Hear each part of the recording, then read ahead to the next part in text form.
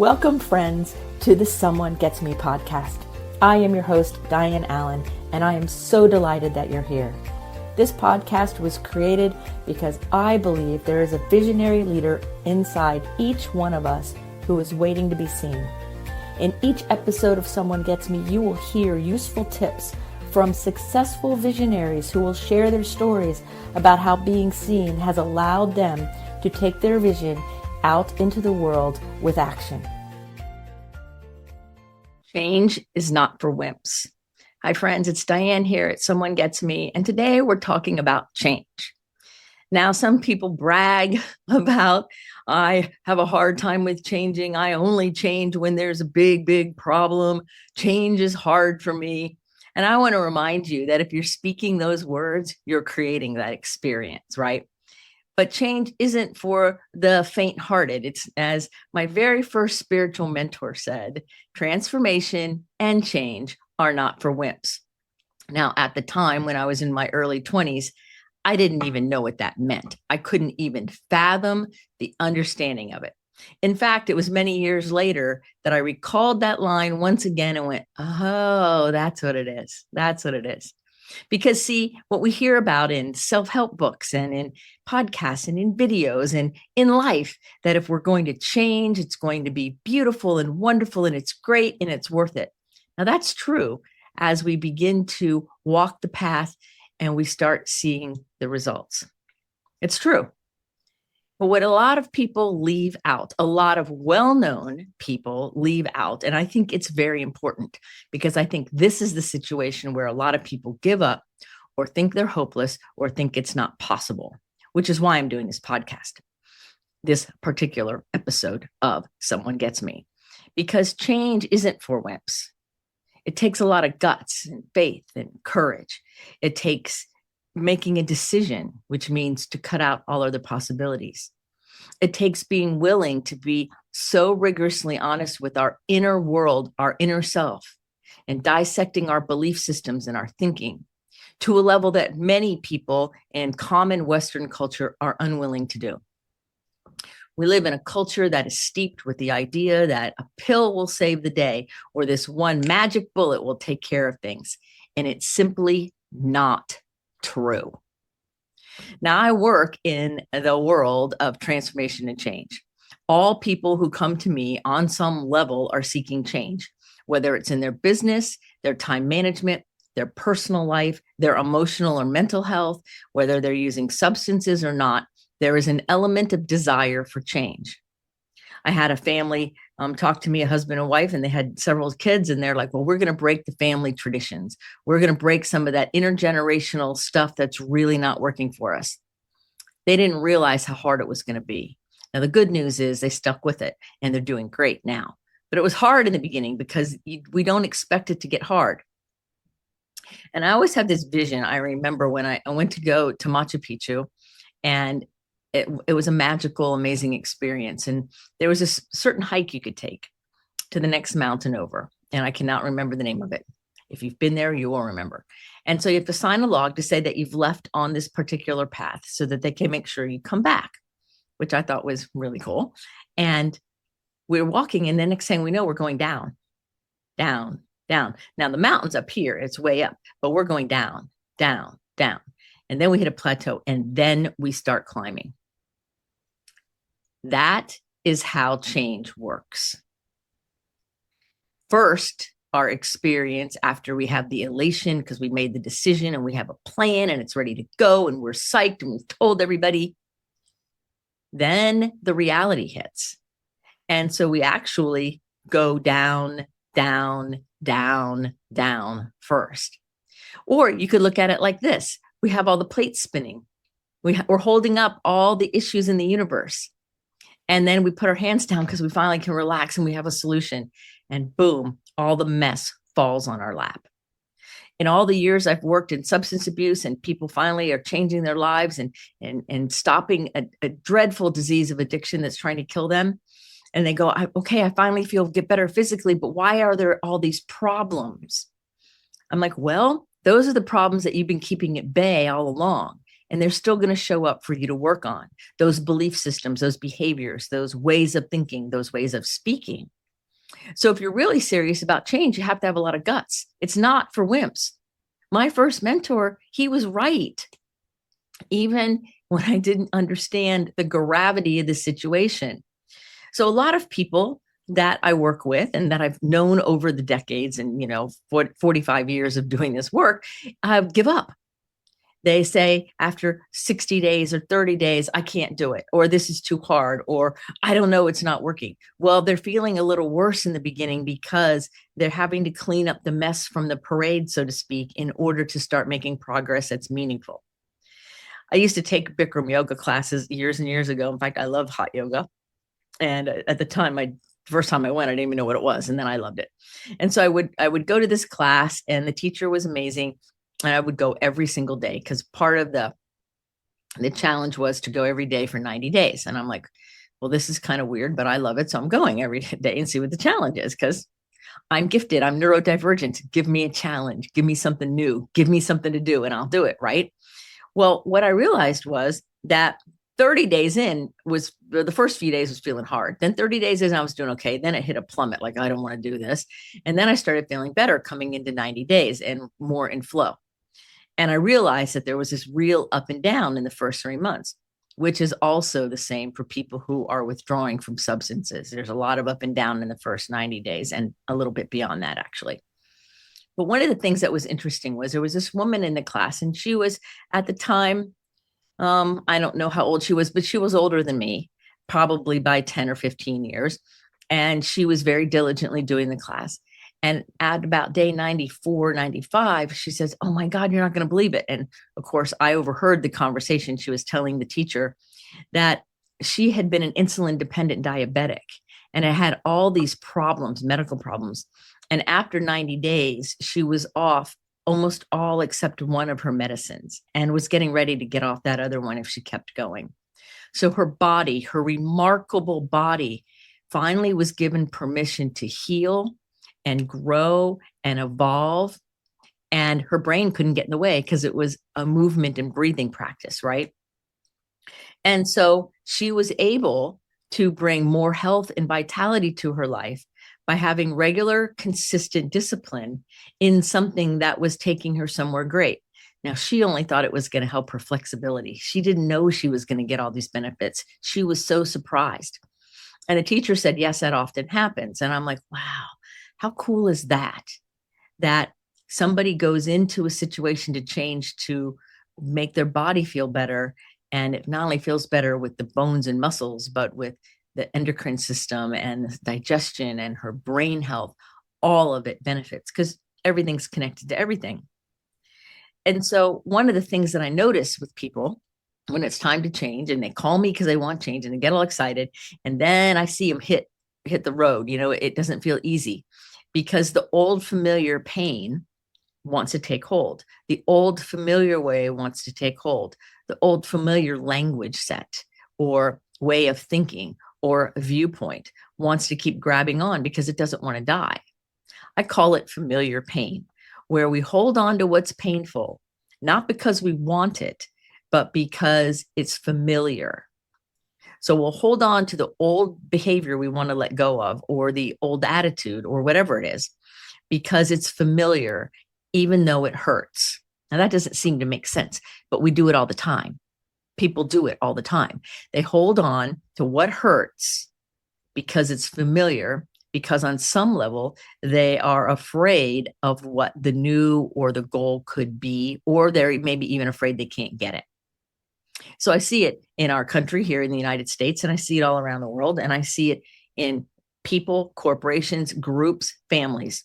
We'll hold on to our ways, even though they hurt us, in order to have some kind of familiarity. Because when you put the system under pressure, your body or a system under pressure, it's going to revert to the most powerful old memory belief system, right? So if we believe that, we have to cut off the end of a ham in order to get it in the oven, then we're going to do that even if the oven's plenty big enough. If we believe certain things and that's what's grabbing us, and we're trying to change, we have to look at those beliefs. We have to stare them dead in the eye, shine the light of truth on them and say, does this work for me? And most of the time, the answer is absolutely not. But then we have to be willing to live in that liminal space for a minute so that we can then see the solution. We can see a new way out. And it's seeking that new way out that the person starts out wanting to do, but not accounting for the rough spot that happens right after. That's why change isn't for wimps, because it takes a lot of focus and guts and courage and support. It does everything with diet. I mean, how many times have any of us tried to change our diet for the good, bad, or ugly, right? We try to change it. And some people I know go and they're going to go do it all at once. I'm going to change everything. I'm going to cut out it all and I'm going to only do this. Well, unless it's a dire health situation and that's fueling you, that fear, you probably want to do things in rational steps. You'll be more successful in the long run. Might be a little slower, but you'll be more successful and you won't create a healing crisis. I had a client one time years ago and she wanted to start working out. And so I said, okay, well, start with a plan. And we had a plan and she had a trainer and she's all ready to go, but she like doubled what the trainer said to do. And so about 25 days, 30 days in, she was sick as a dog. I mean, kept getting really physically sick. Her immune system was having a hard time. She couldn't hold food down. She was really feeling emaciated and weak because she was overdoing it, starving herself, hardly drinking water, overdoing it, all to get more results faster. So what happened? She ended up going backwards. She created a healing crisis and had to completely stop, recalibrate, and then reapproach the problem. Now, you probably can relate to this because you've probably done it yourself, where you get all excited to do something and you move too far, too fast. Now, the educators talk about the zone of proximal development, and that's when we pay attention to how far we can grow at each time. And so that we all have a learning curve. We all have a way we can learn. Some of us, it's steeper and faster than others, and other people, it's a little flatter and slower. There's no wrong way, but learn your way. So here are some ways you can change effectively. Oh, these are only some of them. If you really want to learn how to do this, make a get to know you call with me. They're free. I will spend 30 minutes with you, helping you and answering your questions and trying to help you get in the right direction. Because I really believe that if we could successfully create the change we seek in our lives and answer the call in our heart for our heart's desire, all of us would be very, very happy. We'd be a lot happier and fulfilled. And so the first thing we want to do is make a plan and a strategy. Now, it's best if you make this plan and strategy with another person who's trusted by you, who is not related to you, and you're not doing it alone.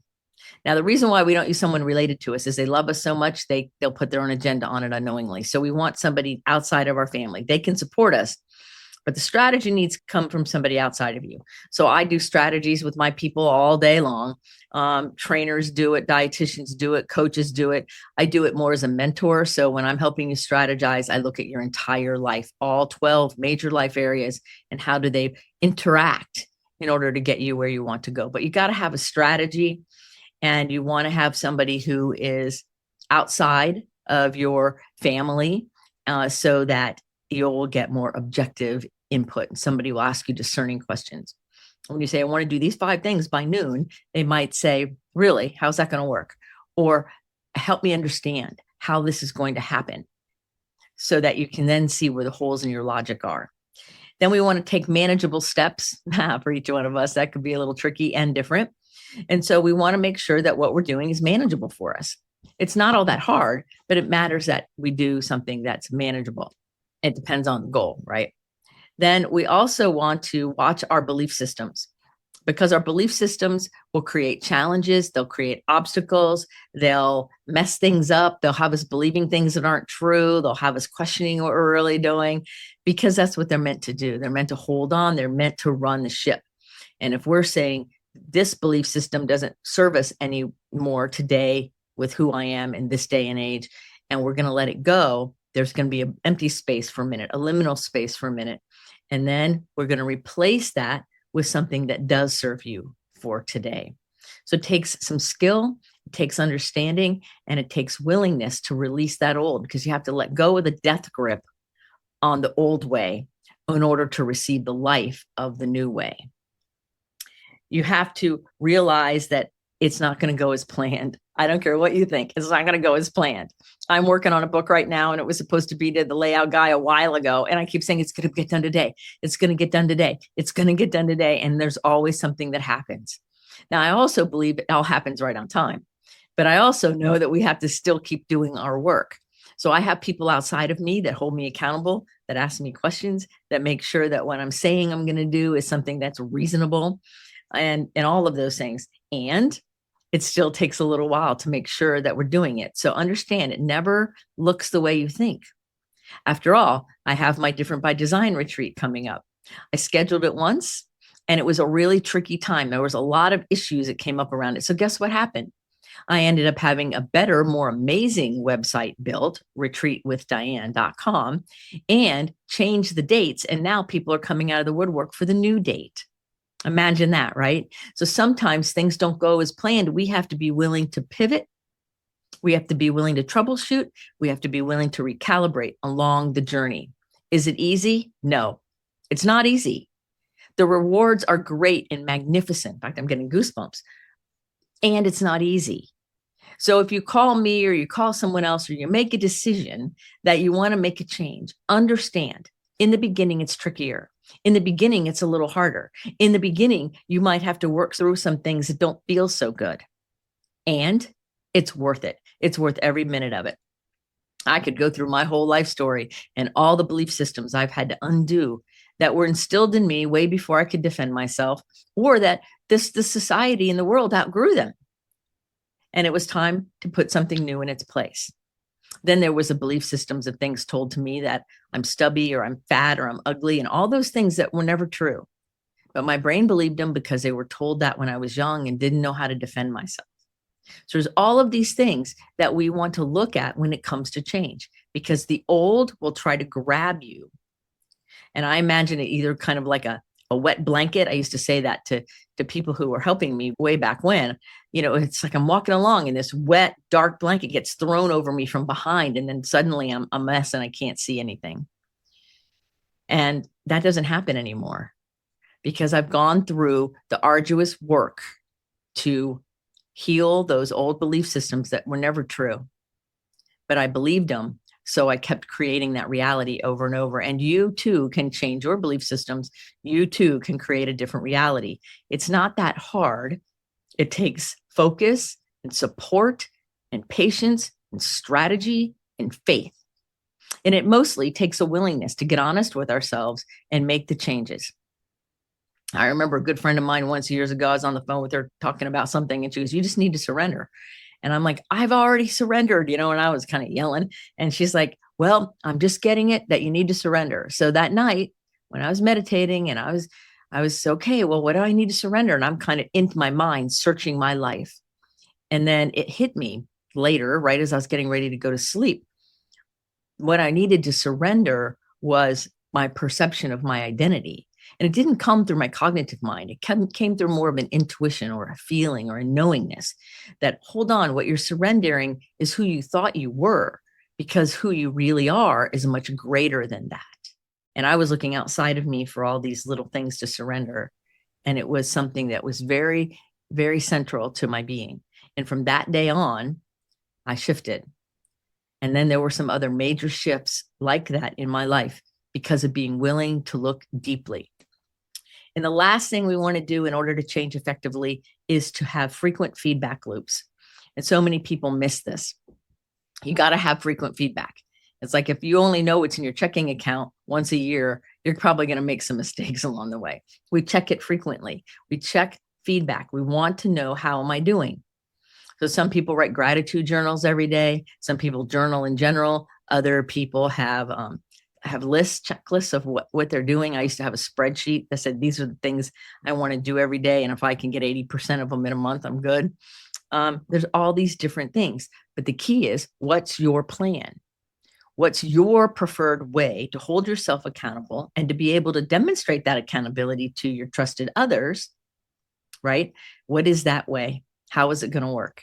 And so that is so important. Pay attention to those feedback loops, because that is going to really elevate your progress and your happiness and your success. So remember, friends, a change is not for wimps. I'm telling you, it takes a lot to do. And if you're going to start changing any area of your life, realize it's going to feel worse before it feels better. There's always rubs before you get the relief. So don't give up in the rub. Keep on going till you feel the relief and until the miracle happens. As always, you can make a get to know you call with me. I'm here for you to support you in any part of your journey you would like. Thank you for listening to Someone Gets Me. And remember, keep your face to the sun so the shadows fall behind you, because you are a rock star. You're here on purpose with a mighty purpose. So go out there and let your light shine. Let yourself be that brilliant, beautiful, gifted person that you are. Until the next episode of Someone Gets Me, this is Dianne saying, be well. Thank you for listening. I trust you gained some valuable inspiration and information. Please join me and other visionaries in the Someone Gets Me Facebook group. Or for more information on my services and additional episodes, visit someonegetsme.com. Again, thanks for listening.